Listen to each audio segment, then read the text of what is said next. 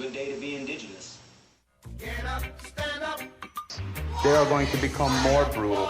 Cutting the cut, hitting the cut dude, man. Because all the hippies were trying to be Indians anyway. They're going to become more repressive because it's a matter of dollars and their illusionary concepts of power. Hey, victors! We must live in balance with the earth. And also with recent happenings at Wounded Knee. I am awake. Hey, Cudahy to all my friends and relatives in four directions. You are listening to Native Roots Radio presents I'm Awake, and I'm your host, Robert Pilot. And we discuss local and national Native news and events. And as you know, Haley, Native issues are human issues, and human issues are Native issues. They are, Robert. This portion of the show is supported by the Minnesota Indian Women's Sexual Assault Coalition. Hey, we are here at the mother station here, AM 950 Native, here in Eden Prairie. Yes. I can't talk. Maybe I should go home. Yeah. We did make it out here. Yeah.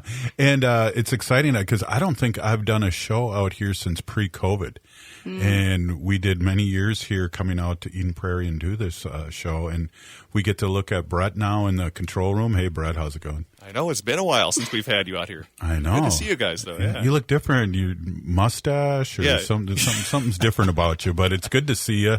And Haley, I normally see Haley because she works from home, too. So it's like we're in person here. And we have Robert Lilligren, who's not in person, but we got to see him earlier today. And Yes. Robert's the CEO of Native American Community Development Institute. And before we pull Robert on here, let's take a quick listen to our update, Robert, with Governor Evers. Hey there, Native Roots Radio. Governor Tony Evers here with my weekly update. Last month, I announced I was calling the legislature into a special session to finish their work on the biennial budget and pass real, meaningful solutions for our state's workforce challenges. And I proposed my comprehensive plan to address these challenges, including expanding family leave, educating and training for future workers at our UW and technical college campuses, and supporting high-need workforce sectors statewide. And a cornerstone of my plan included investing in affordable child care statewide and preventing our child care industry's looming collapse. It is estimated that without the necessary investments to stave off the looming fiscal cliff facing our state's child care industry, more than 2,000 child care programs are projected to close. That could result in the loss of over 4,880 child care jobs. That means leaving more than 87,000 Wisconsin kids without child care, potentially causing about $500 million or more in economic impacts between parents leaving the workforce and reduced employer productivity. I will continue to do everything I can to stabilize our child care industry, support working families, and recruit, retain, and train a workforce that can meet the needs of the 21st century. And I'll remain hopeful that Republicans will someday get serious, put politics aside, and decide to join us in the important work of finding real solutions to the challenges facing our state. And I won't stop fighting every day until they do. Thanks for listening. Back to you, Robert, and Native Roots Radio. Hey, thanks, Governor Evers, for that update. Robert, we hear these updates from the governor of Wisconsin, and we just are grateful for how things are here in Minnesota, and really put some tobacco out and pray for our relatives in Wisconsin. Right. They're so lucky to have Governor Evers. Oh, bonjour, Haley. Bonjour, Robert. Hey. It was great to see you at Forest Sisters Farmers Market today. It was a happening spot. Yes. Today. But yeah, folks in Wisconsin are so fortunate to have Governor Evers. I love your connection to him and your rapport with him, and that he sees the value of connecting with our community through your platform here. And those are just chilling numbers, right? 87,000 kids without childcare, a loss of $500 million in revenues and wages, and just wonder how people who would oppose this kind of a program, there's a legislative majority of Republicans in Wisconsin, and, consider themselves family values and things, and here's such a fundamental way to take care of our families, and such a necessary way to make sure that everybody has an opportunity to participate in the economy in the way that they choose. Childcare is so fundamental. It should just be a right. Right. And while we're on the topic of Wisconsin, too, I just wanted to give a shout out. Arvina Martin, who is from Emerge, Wisconsin, over there. She's a fellow Ho-Chunk. So, hey, relative, we want to give a shout out to her daughter. Nico had her 15th birthday yesterday. So happy belated birthday, Nico. We hope you enjoyed your special day. Oh, yes. Thank you. That is lovely. Hey, so there's a lot to talk about and unwrap, and I know we wanted to talk a little bit about the pickle contest, but maybe we can do that next segment because that's important. But we're kind of on this roll now, especially with the governor giving us that report. And what's interesting, Robert, is what I felt like when Minnesota wasn't a trifecta just 2 years ago or so, that the Republicans didn't have any answers. They just they had no ideas. They were just against things. Right. And, kind of keep it up, right? It's hard for people to get excited about just being against stuff. And as we have a major election coming up in 2024, let's keep that up. Just be against things for a while the people who really want to get things done can get into office and start things moving. And it's hard to know. I mean, you look at what's happening in the state level, you look at what's happening in the federal level in Congress, where, again, it's just, the party of no, and well, they say yes when they're in a theater together, I think. If you know what I'm talking about. There's family values going on there. Right, yeah. So Representative Brobart and her escapades and so it's, I don't know. I strive to believe that people have good intentions, even when it's someone I disagree with 100% or 180. But at times it really stretches my ability to see that. And, we're careening toward a government shutdown. Ugh. It's pretty much inevitable now. Right. And it's interesting that the people's house, as we call it, Congress just can't get together. They don't agree that, it's important to keep the federal government running. Well, and we all know that it's playing politics, same with Biden's son, that's playing politics. It's like the guy's in recovery now. He made some major mistakes, and one of them had to do with guns, and all of a sudden, all these right-wing wackos that like guns don't like guns all of a sudden. Right, or they don't really know where to go, right? They're just kind of, oh, these are guns, should we be supportive, or... Yeah, so when you make guns rights more important than human rights and people's rights, this is kind of where you end up, and you're not on solid ground. Exactly. Yeah, and I was just kind of saying because they want to go after Biden because he was a felon with a gun, and he had the gun for 11 days and gave it back, and where are their gun rights now? They're not, for Biden's gun rights. They're just for whoever gun rights they want. Right. Their friends, right? Exactly. It's amazing. So, Robert, tell our audience, we get new people all the time listening, a little bit about yourself, because I think it's important to bring that up every once in a while, and what you've done and the glass ceilings you've broken over the years, and what you do now in helping people politically and also locally, and not only politically, but our community and what you're doing now. But just to give your little what word am I looking for? Your bio here while we end this segment. Well, you always say very kind things about it, so thanks very much. And so I've been in politics for a while now, maybe 20, 25 years. I served on the Minneapolis City Council for 12 years. I was the first tribal citizen to ever get elected to office in the city of Minneapolis.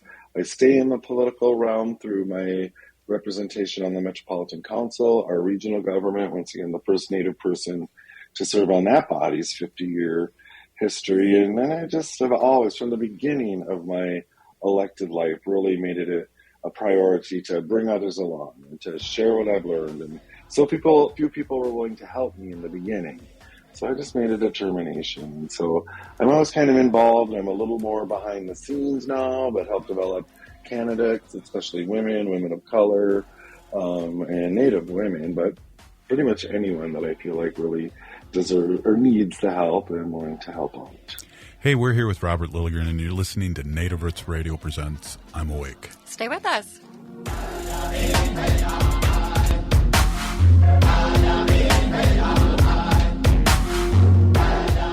Unwanted sexting or photos, inappropriate jokes, even tickling or wrestling can feel like a violation. Catcalling, cornering, or groping, getting them drunk or high for sex, recording sexual acts without permission, hurting someone because of their sexual orientation, raping a family member, a child, a date, a friend, a stranger, purchasing a human being for sex. You make the choice every single time. Sexual violence is many things. Make a choice. Do not do it.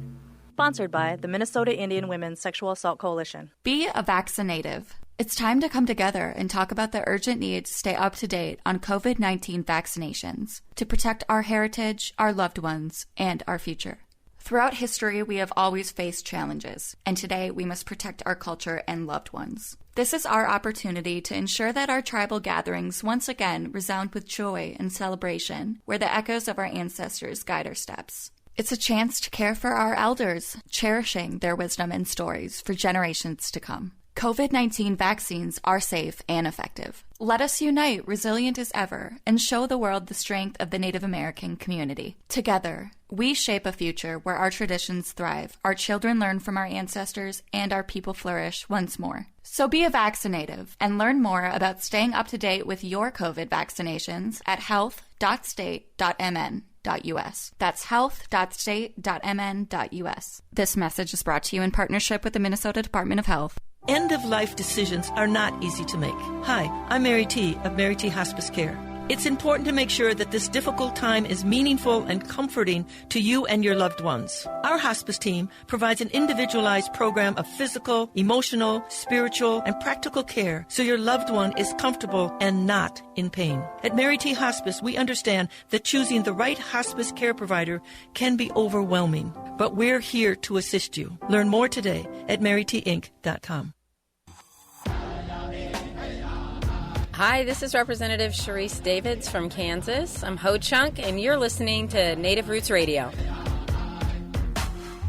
We are Calusa Nation. Hey, welcome back to Native Roots Radio presents I'm Awake. This portion of the show is supported by Native American Community Development Institute in Minneapolis. Hey, we just so happen to have the CEO of Native American Community Development Institute here on, and it's Robert Lilligren, and it's Robert Lilligren Day, and I really love I really love the fact that you brought up your bio because I don't know, we're just blessed here. We were on the other show earlier today, and it's just like our guests really make our show here, and you're a big part of that. And I hope you know that, Robert. Really, that if it was up to me, I'd be the king of ums, and I think we'd be canceled. We'd be canceled after a couple of weeks. Yes, we love highlighting really important organizations and people in the community, leaders that are doing really great things, and you're definitely one of them, Robert. So thank you for being on with us. Thank you, Robert. You always say such kind things that I probably don't deserve, just to remind us and folks that you brought up my resume, not me. So, but I appreciate the opportunity and to celebrate with the community, right? I don't do this for myself. No. I do it for the community. And you were kind of at the federal conversation, and there's just so much going on in D.C. that I kind of want to bring you not only are the Republicans crashing our entire government through their inability to pass a continuing resolution to keep the government running, and then there's odd one-off things like Senator Tommy Tuberville from Alabama and his crusade to block all kinds of appointments and promotions, especially within the military, within the Pentagon. There's some 300 nominations that he's stalled. Right. And so finally, Senator Schumer, the Senate Majority Leader, ran around him and brought forward the confirmation of General C.Q. Brown to serve as chairman of the Chiefs of Staff. So they can end run around Senator Tuberville and his, antics, but it takes a lot of process and procedures. So now, as it looks, for every one of those 300 appointments, we'll need to go through this protracted process of running around the senator. And it's so hard to understand that a party that seems so supportive of the military, the Republicans, would do something like this. Well, they don't want, and I could be wrong, please correct me, but they don't want Biden's people in there in case Trump comes back and wants to take over the military, because they'll tell him no. And, we were so close on January 6th to have this government overthrown, and we're seeing that every day more and more by the shenanigans that Trump and his gang, including these senators that were giving a position to where Pelosi was and where the vice president was. I mean, this is crazy, and I think that's part of their game plan, too. I think that's very smart and very astute. Of course, Senator Tuberville's stated position is that he opposes that the military will support military personnel traveling for reproductive health care. And so because of that one provision, he's holding up all these appointments. He is making us less safe from a military perspective as a country. But I think you're right. It's just generally an interest to make our president fail. Yeah. And I question the patriotism of that, and I don't feel, safe with those kinds of people in charge, but that's who's there. Right. Unfortunately. Well, and we have election, and, I think one of the things that I believe is that we always say, as long as I've been voting since Reagan and Carter was my first presidential election, and this is the most important election, but really this is, and the things that are coming out of the woodwork, whether it's false people like Joe Rogan speaking on vaccines and government, or all of a sudden now they're pounding the drum saying that Biden's too old, but yet he's only a few years older than Trump, and la, la, la, la, la. Correct, right. This age thing, it's interesting. The Trump side doesn't really raise that because I think there's, 2 years between Trump and Biden. And the distractions, the Hunter Biden hearings, or even those who are leading that effort on the Republican side acknowledge that there's no additional evidence. There's nothing new. So it's just going through the motions. And you hear people like Representative Marjorie Taylor Greene say, this is just to cause as much pain to Joe Biden as possible. While we're on the topic of Marjorie Greene, I saw a very funny meme that I almost sent it to you, Robert Dega.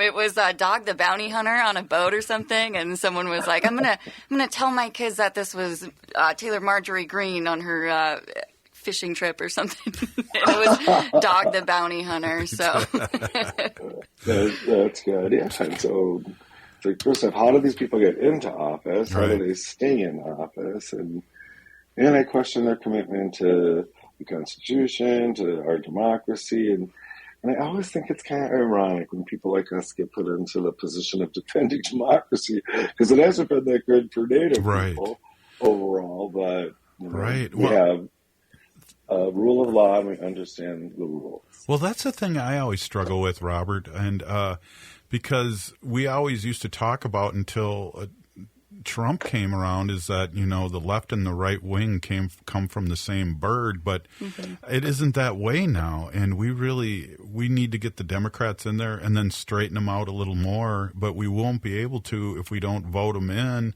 Exactly. And so it's like not a double-edged sword, but it's really kind of a touchy thing, because I know people aren't happy, but wow, don't be wasting your vote or on a third party or any of these things like that. Right. Yeah, this 2024 election is going to be amazing. And kind of just turning focus back to Wisconsin. And again, this party, these Republicans who who say they stand for law and order and the rule of law and justice, and then how they're handling their most recently elected state Supreme Court justice. What the heck? And can you? I don't know how to pronounce her name. Do you know how to? Wait, help me, Brad. I used to be able to say this. Oh yeah, Janet Protasewicz. Thank you. Protasewicz. Thank you. Thank you, Brad. But they're trying to sideline her and take away her authorities, almost like impeach her before she's even ruled on a single case. I know. Because they are so worried. And such a strategy in states like that is for Republican legislatures to stack the deck, right? To change the rules of election access and voting to favor their candidates. And they're so afraid that the laws will show them for what they are, which is a party the party that is promoting minority rule in this country. Well, Protasewicz, I got to say it right there. Protasewicz. Well done. Thank you. I just was showing off. The big hope with her was to stop all this gerrymandering, and that's what you're talking about is the minority rule. Because I don't know if you can help me out with this, but I thought I heard something like, and I don't really understand it, but in order for Democrats to win, they'd have to have 58% of the vote, and Republicans with 45% of the vote. Isn't that something like that in Wisconsin? It's something in that magnitude, and I don't know the number. And Janet won in a landslide victory because it was very much framed by her supporters, her election as protecting access to reproductive medical care, right? Abortion access. And it was. The Republicans are trying to change the rules through the judiciary that would control how Wisconsinites voted on ballot referendum, on a ballot initiative. Right. So that it would be a higher threshold for a constitutional amendment than it has been historically. And voters responded, man, and I think they're going to keep responding to the same issue. That's a great point. And even some of these elections that have come up just recently nationally that are local elections, there have been Democratic landslides. So I don't believe in any of these polls. And we have people like Haley that are Gen Zs that are totally upset with this, and they don't normally get polled. So I think things are going to be looking good. We just got to keep on talking about it and make voting a tradition and get our people out there, and really the work that you guys are doing. Cool. Haley, were you going to say something? Oh, I was just going to say we need more Native people in office. So if you are thinking of running, check out any Emerge program, as Arvina talks about. So emerge.org. And NADKI, Robert Lilligren helps many people too. I know on the side you don't talk a lot about that, but I know you've helped me and you've helped many politicians, and you are helping politicians now to run because it's a hard road to toe if you don't have a mentor like yourself. Very kind, very kind. And Haley's generation is now the largest voting bloc. They seem to be the largest voting bloc in this country. Proud to be a part of it. Great. Our fate is in your hands. So. She's looking at me kind of funny. I think she wants to take the show over now that you said that. But, next generation is here. I love it. Hey, you're listening to Native Roots Radio Presents I'm Awakened here with Robert Lilligren, and we're spending the whole show with Robert and really excited to talk about things. We'll be right back after this short break. Stay with us.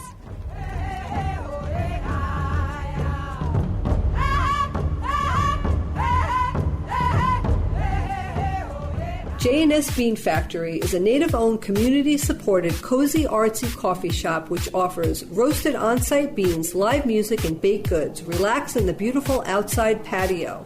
City Pages writes, voted top 10 coffee shops. Tucked into a quiet corner of St. Paul's Highland Park neighborhood, this coffee shop roasts beans on-site from the best coffee-growing countries in the world. Located at 1518 Randolph Avenue, St. Paul. The good stuff. Minnesotans age 65 plus might qualify for Health Partners Minnesota Senior Health Options. The plan includes personal support, coverage for medical, prescription drugs, and dental, plus over 30 extra benefits. Eligibility information is available at healthpartners.com/oneplan. Health Partners is a health plan that contracts with both Medicare and the Minnesota Medical Assistance Medicaid program to provide benefits of both programs to enrollees. Enrollment in Health Partners depends on contract renewal. You work hard for every cent you make. You have bills and you have goals. Choose a bank that's going to support you along the way. That's Fair Financial Banking. No overdraft fees, no minimum balance. No credit score required. Call 651-262-2173 to talk to a Fair Financial enroller to open your account today. Keep more of your money. That's fair. Fairfinancial.org. FAIR is a program of Prepare Plus Prosper, a nonprofit organization, and is not a bank. Banking services are provided by Sunrise Banks N.A., member FDIC. Is your remote workforce putting your company at risk? Cyber criminals are targeting your employees with COVID-19-inspired emails and attacking businesses like yours. Hi, Mark Sommerfeld from Rymark. Rymark has the tools and expertise to enable your employees to work securely from home. If you need help getting your staff to work remotely and securely, call 651-328-8900 or go to rymarkit.com. That's 651-328-8900 or rymarkit.com. From chasing fall colors on a scenic road trip to epic hikes, fall festivals, apple orchards, or long hours on a patio, fall in Minnesota offers clear blue skies, an endless tapestry of color, and unmatched beauty, perfect for setting the stage for any colorful adventure.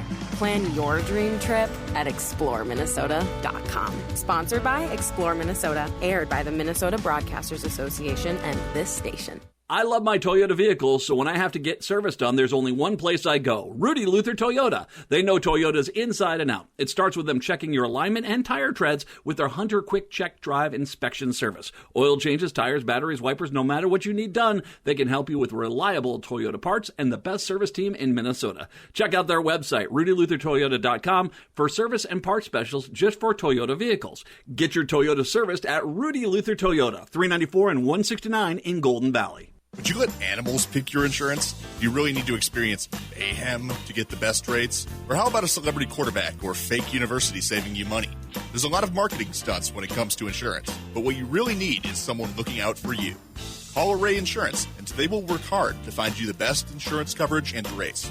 So avoid gimmicks and call Cheryl at Array, 763-504-3067, or arrayinsurance.com. Array Insurance, working hard for you. With your AM 950 weather, I'm Brett Johnson. Look for clear skies tonight with a low around 59, Friday partly sunny with a high near 75, and Saturday a chance for thunderstorms with a high near 72. If you're craving barbecue, then don't drive too fast or you'll miss Scott Jamama's Hot Barbecue, located at 3 West Diamond Lake Road in Minneapolis. Scott Jamama's offers mouth-watering baby back ribs, grilled chicken, and half-pound pulled pork sandwiches. Find their menu and more at scottjamamas.com. Anine, I'm Lieutenant Governor Peggy Flanagan, and you are listening to Native Roots Radio. We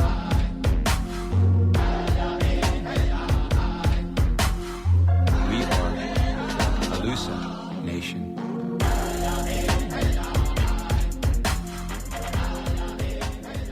Hey, welcome back to Native Roots Radio presents I'm Awake, and I'm your host, Robert Pilot. Yes, this portion of the show is supported by All My Relations Art Gallery, located on 1414 East Franklin Avenue in Minneapolis. Hey, we're here with Robert Lilligren, and it's a Thursday, and we're blessed to have Robert on, and he's going to be on the whole show here, and we're talking politics right now, and I think one of the things that we've seen a little bit on our chat here on Facebook and YouTube is that people are upset that we only have Biden and Trump. And I just got to say this, Robert, and I don't know if you agree or not, but I feel like Biden's been one of the most progressive presidents that we've had probably in the last 40 years. And one of the first things he did was to shut down the mining in the Enbridge the second day of his presidency. And he does a lot of things for Native Americans. And I just think that Democrats are having problems in a sense of really getting the word out of what is really going on in a good way with the Biden administration. Yeah, I agree, and some of that's just the nature of the beast, right? How media happens and where people go for their news, and then some of it is kind of getting that message out. And I think especially around the economy, and there's kind of this general sense that this administration has been bad for the economy, but when so many indicators, things are actually looking up for the economy. I mean, it's still painful. Prices are too high, interest rates are too high, but the economy overall, unemployment or employment, I guess I should say, overall, the statistics are good. And and I'm not the type of person that loves having to pick between sort of the lesser of two evils, but I just don't think that's the case here. And you look at Biden's running mate, a historic vice president, and and the appointments that he's made is the Supreme Court, who he supports into the federal courts. I just think there's a lot of good there. And before this last election, or actually before 2016, there was so much conversation about the makeup of the Supreme Court, and at the time it seems kind of removed from who you're going to vote for, but we learned our lesson, right. I hope, there, and we're suffering from it. We have a Supreme Court that cannot dispense justice for a majority of Americans, and there's very little we can do about it. Well, and, you see what's happening right now, who the Russians and the oil people want as president. They're raising gas prices, and this is not because Biden's doing a terrible job as president. It's because they want Trump or somebody else in there. Right. Foreign interference in our elections. Yeah. Mm-hmm. And I'm sort of a conspiracy theorist, but not the biggest one I know. I just look at 2016. And that was the result of foreign interference in our elections. And then you look at what happened on January 6th, and that's just an outcropping of that. It's an entire, not just class of people in this country, but internationally that do not want our democracy to succeed.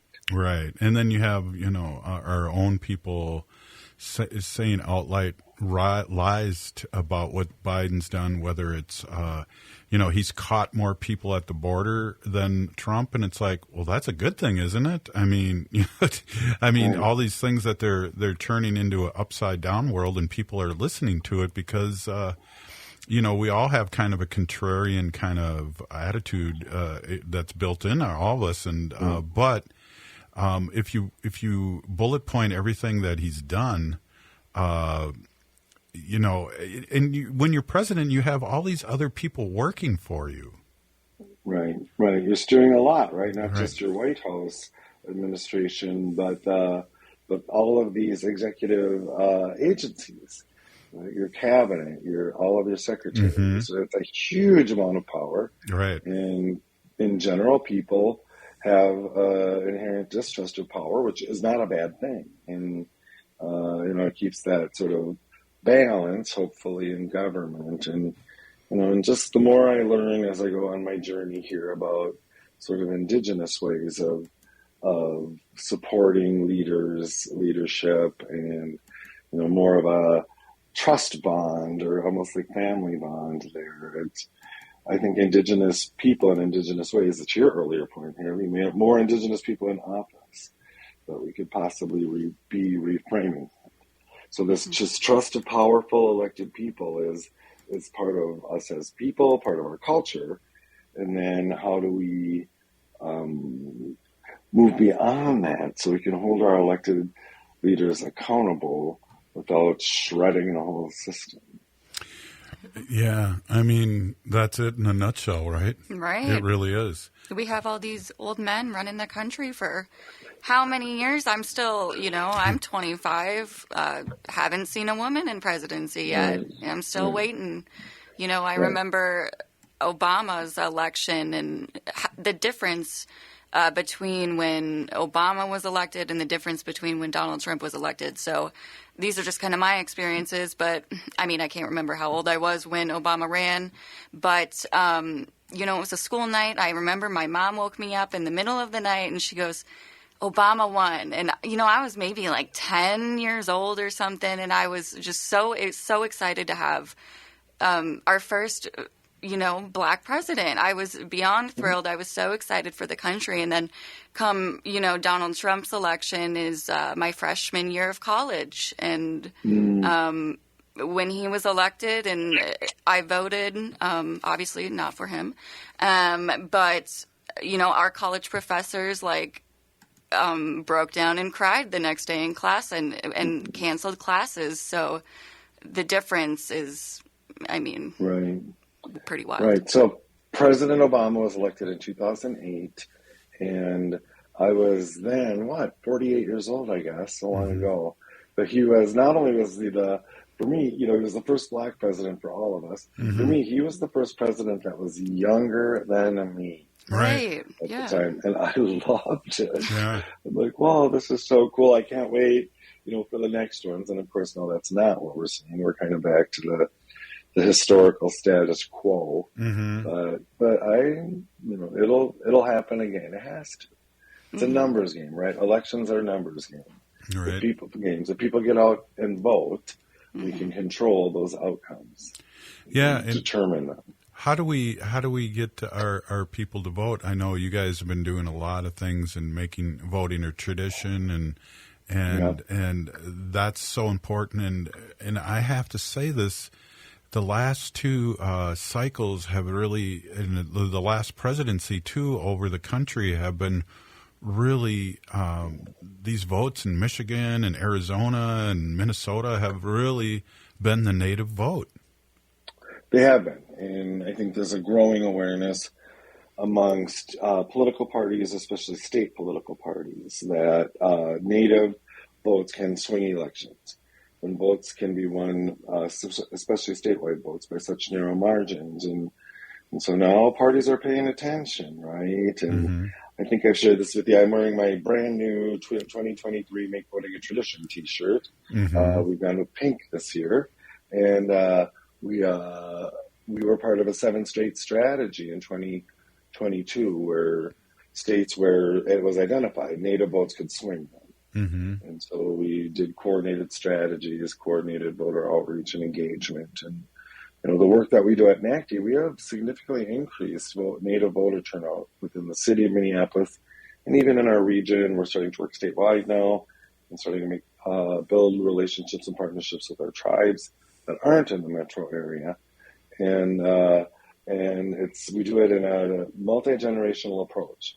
And we really focus on young people, 16, 17-year-olds who can now be pre-registered in our state, 18-year-olds, and then elders, right? And make sure that together the whole family understands the importance of voting and the whole family goes to vote together. And we have some data from the last elections about, did you vote? Who did you go with?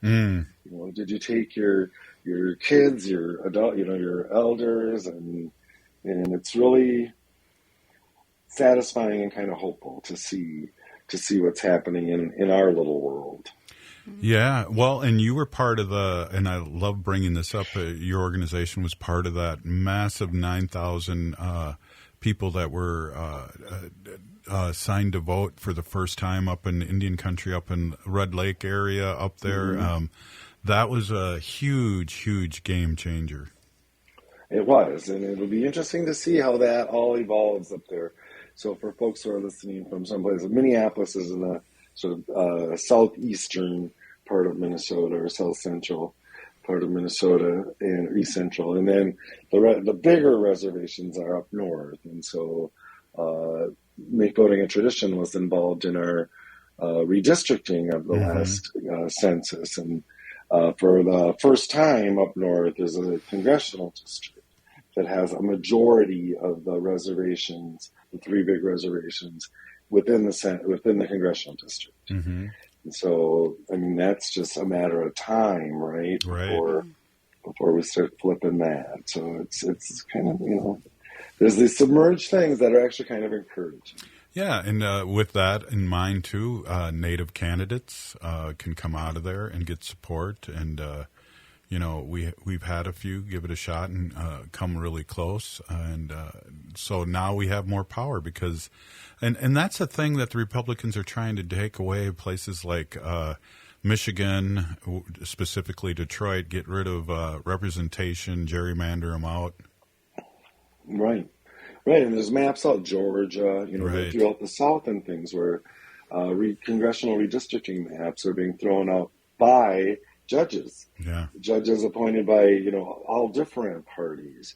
And we're yet to kind of figure out what impact that's going to have on the congressional majority in 2024. And I would say it's looking hopeful. Yeah. Right. Mm-hmm. The law is actually kind of expressing itself. The maps might just take care of that majority in the longer run.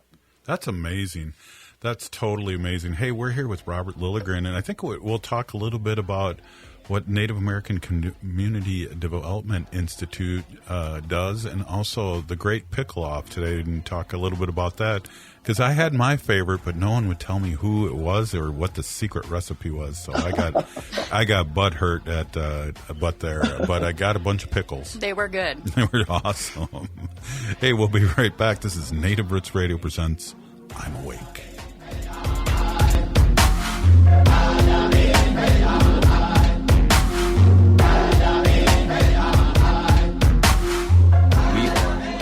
Back to school season is here.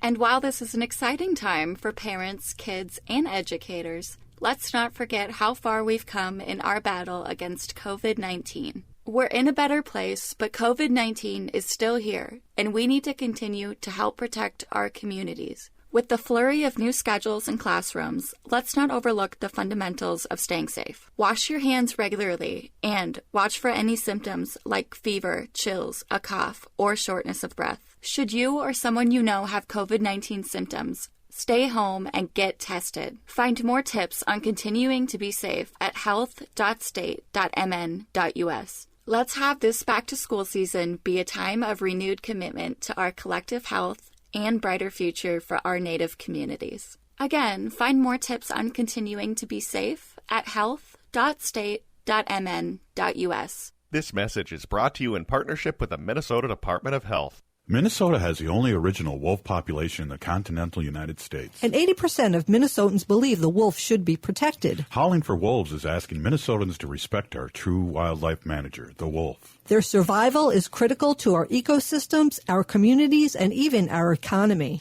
As highly intelligent animals with strong social bonds, Minnesota wolves deserve to be protected and admired. Learn more at howlingforwolves.org. Let's live and let howl. J&S Bean Factory is a Native-owned, community-supported, cozy, artsy coffee shop which offers roasted on-site beans, live music, and baked goods. Relax in the beautiful outside patio. City Pages writes, voted top 10 coffee shops. Tucked into a quiet corner of St. Paul's Highland Park neighborhood, this coffee shop roasts beans on-site from the best coffee-growing countries in the world. Located at 1518 Randolph Avenue, St. Paul. The good stuff.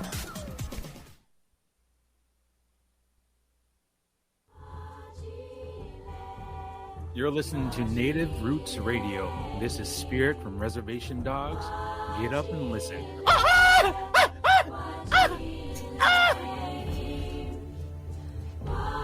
Hey, welcome back to Native Roots Radio presents I'm Awake, and I'm your host, Robert Pilot. This portion of the show is supported by Howling for Wolves, protecting wolves for future generations. The pack. We got everybody. I know I had to join you on that one now that you're here. Right on. That was a good one. Hey, it was funny to hear from Dallas Goldtooth, who was arrested in Washington, D.C., protesting Leonard Peltier on his birthday, and just got to give him a shout-out. And I watched Reservation Dogs, and it was a very emotional one for me, and I think a lot of people. I don't want to give it away. Yeah, don't yet. But... we're going to miss that show, and hopefully there's some spin-offs. Mm-hmm. So we're here with Robert Lilligren. And Leonard Peltier Caravan came through Minneapolis. Oh, go ahead. On its way to D.C. Yeah, they had a big community event and rally. Our organization, NACD, supported the effort here, and that was important. And I I'm interested to know who else got arrested. I know there was 35 people. Yeah, I know the president of who was it? I'm not going to be able to remember it now. Nick Estes. Yeah. Indian Collective president. He got arrested. A bunch of people. And I again, every time what's happened since there's been a Leonard Peltier march through the cities, I've been in New York. So that's why you didn't see me, and I really felt bad because, I was able to interview him about a year ago, and you hear his, and I begged him to do a bumper for us, and so you hear him on the show, so we remember him all the time, and but yeah, good work, and there's some young warriors that have taken this up, and we had Rachel on, who did the walk to D.C. Yeah, Rachel D. on Thunder. Yeah, and so there's a lot of good warriors and doing good things out there, and again, that I think this is kind of the light part of the show, but let's talk a little bit about the pickles today. Yes, it was a big deal. Oh, did you hear that? Deal. A big deal. It's kind of a big deal. Oh my God! Why didn't I think of that? Our organization does some food access initiatives. We have Urban Farm right in the area, and then we have our Four Sisters Farmers Market, which is a signature project of NACD. And every Thursday from June to October, we have our we have our farmers market. And today, now for the second time, we partnered in holding a pickle contest, or pickle off, we call it. And people love it. And we're looking to make it an annual event now. It's been a couple of years since we've done it, but it was great to see you, Haley and Robert, there. I'm glad you got to try some. This year we just had 2 categories. It was a little scaled back. We had dill and sort of other specialties, and it's great. And the dill category was won by a really recognized leader, Dr. Erdrich here in Minneapolis. She works at Indian Health Board, which is great. And Angela Erdrich is her name. She's from a very prominent family in Minneapolis, the Turtle Mountain sisters. That includes Louise Erdrich, the novelist, Heidi Erdrich, the poet, Dr. Erdrich. So she won in the dill category, which was great. And then in the other category, or the not dill category, a community member named Alita Lovelace won in the not dill category. And so it was really fun, and people were really into it. That's community. That's building community, and I know a lot of people are excited, and it's just going to get bigger and bigger. And I was able to get there and sample that before we came out to the station, and I love it. I did too. We had something like 20 community members apply to be judges. I think we only needed 4 or 5. Oh, funny. Yeah, I'll apply next year. Yeah. Really. Yeah, that could be welcome. Maybe you could broadcast. Have the great pickle contest. We'll have to preempt Tom Hartman, but we'll do it. Yeah, it's so that was just great, and the market was great today.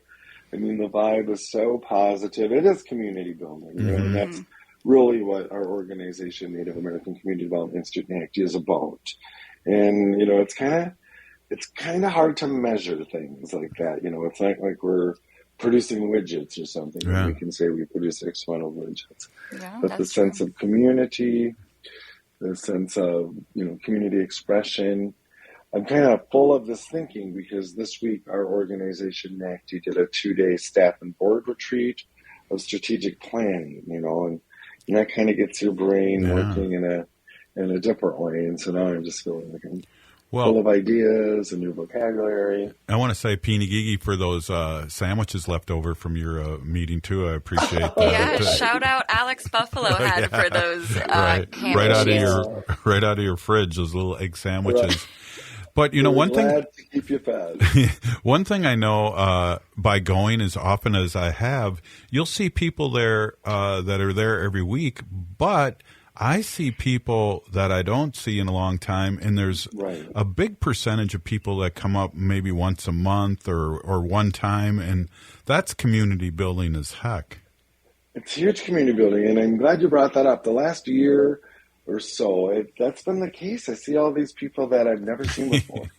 And it's not like I know everybody in the world, but we're a fairly small community. And so it's always rewarding. They're often younger people, which I just love, and there's a place for them to go, right? It's kind of a happening scene on the American Indian Cultural Corridor.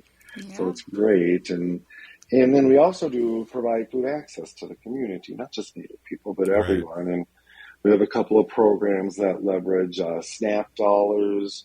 So a 3-to-1 leverage. If you bring your SNAP dollars, you get 2 extra dollars and certificates and things. And so sometimes homegrown, organically grown produce can be kind of expensive or products, but we're creating accessibility through these generously subsidized programs. And we remind it's open to everyone in the community, too. That's what's so cool. I ran into 2 people that listened to the show and came because of the show.